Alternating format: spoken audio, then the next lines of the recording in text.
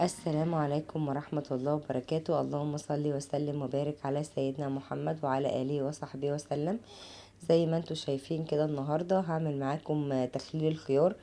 طبعا سبق وخللته معاكم قبل كده في الفيديوهات القديمة، بس النهاردة ان شاء الله هعمله معاكم مرة تانية، لان ما ينفعش يكون عندنا موسم الخيار طبعا بقى في بدايته. احنا في بداية الشتاء او الخريف بمعنى اصح، بيبدأ بقى طبعا ده الخيار البلدي، وده الوقت بقى اللي بيبدأ يظهر فيه الخيار اللي هو البلدي بقى، اللي طعمه بيبقى مسكر كده. فطبعا لازم نستغل الموسم ده زي الزيتون والليمون بالظبط، ولازم نخلله. فطبعا من اسهل الحاجات اللي احنا ممكن نخللها ونستخدمها يعني على طول هو تخليل الخيار. طبعا هنا جايبه معايا ده 2 كيلو من الخيار، ودي حبة صغيرين من الخل. هنا بقى معايا ملح وشطة وتلات اربع فصوص توم كده، ولورا، وايه تاني يا ربي، بس مش اعتقد مفيش حاجة تاني، هم دول بس اللي انا حبة كمون صغيرين. عشان فاتت الجزئية اللي هي بتاعت تصوير الطبق وكده، فانا ناسي انا كنت حطيت ايه، لان الفيديو انا مسجلتوش في نفس اليوم اللي خللت فيه. هنا بقى طبعا اول حاجة هعملها، انا كنت غاسله الخيار وكنت سايباه يتصفى شويه. بعد كده هبدا ان انا زي ما انتوا شايفين انا هعمل الخيار بحاله. طبعا انا بحب لما اخلل الخيار اجيب الخيارية اللي هي بتبقى رفيعه دي. دي لما بصراحة لما بتتخلل ما بيتهريش. يعني ناس كتير جدا بيقولك ان الخيار بيتهري معاهم. لا، هي الفكرة بصراحة ان انت لما بتجيبي الخيارة صغيرة كده ورفيعة، دي بتقعد معاكي بصراحة في التخليل. ويفضل ان انت تشقيها بس كده بالسكينة وتعمليها بحالها، ما تقطعهوش طرنشات، لان كل ما بيتقطع كل ما بيتهري معاكي اكتر وما بيستحملش. يعني لو هيقعد معاكي شوية مش هتلاقيه حلو، ولا مقرمش، مع الوقت هتلاقيه يطرى معاكي وكده. فحتى محلات الترشي الكبيرة لما بيجوا يخللوا المخللات عموما بيخلوها بحالها، سواء كان لفت او جزر او خيار. وبعد ما بيعملوها بملح كده، بينقعوها بمحلول ملح كده فترة قبل ما يحطوها، يعني في اللي هي الخلطة اللي بتبقى ملونة دي اللي احنا بنشتري بيها. بيبدأوا بقى ان هما ايه يقطعوه. ودي يمكن من الحاجات اللي بتخليه ان هو ما يبقاش المخلل مهري. فعشان تخللي الحاجة وتقعد معاكي فترة من غير ما تتهري معاكي، يفضل ان انت تعمليها بحالها. طبعا الخيار من الحاجات الجميلة في التخليل وما بيقعدش، يعني من انواع اللي هي بتخلص على طول. ما يعني ما بتتركنش كتير، يعني زي بقية المخللات، لانه طبعا طعمه بيبقى جميل جدا في التخليل. كمان بيبقى يعني الاكل بتاعه بيبقى اخف شوية من المخللات التانية، زي اللفت والجزر كده بالظبط. هنا بقى طبعا كنت قطعت الكمية كلها وكنت نزلت بيه اللورة. يعني هنا وانا بعبي الخيار، طبعا ما كنتش عارفه ان الكاميرا مش مفتوحه.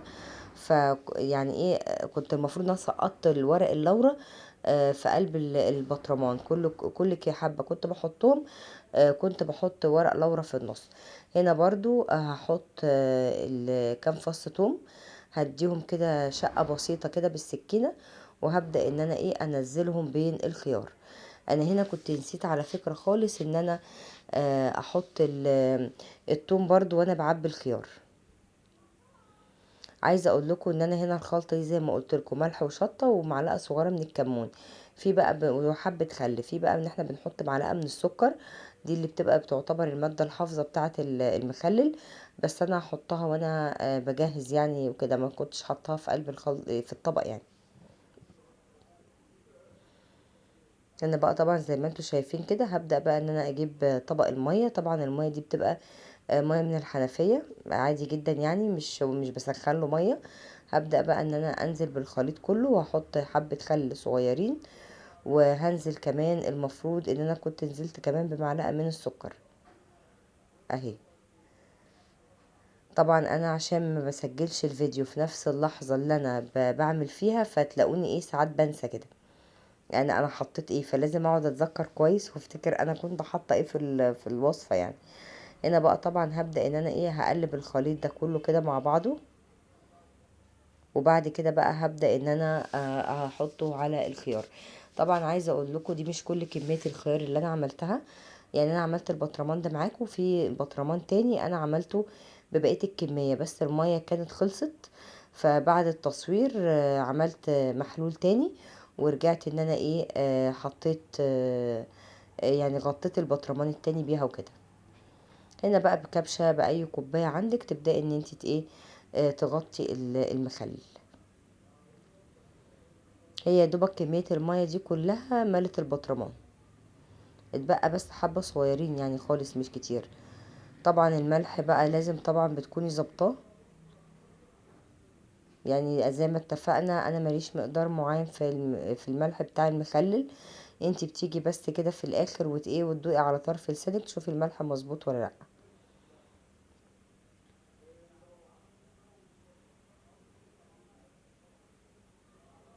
هنا بقى خلاص كده كنت مليت الكمية كلها وده الشكل النهائي ليه.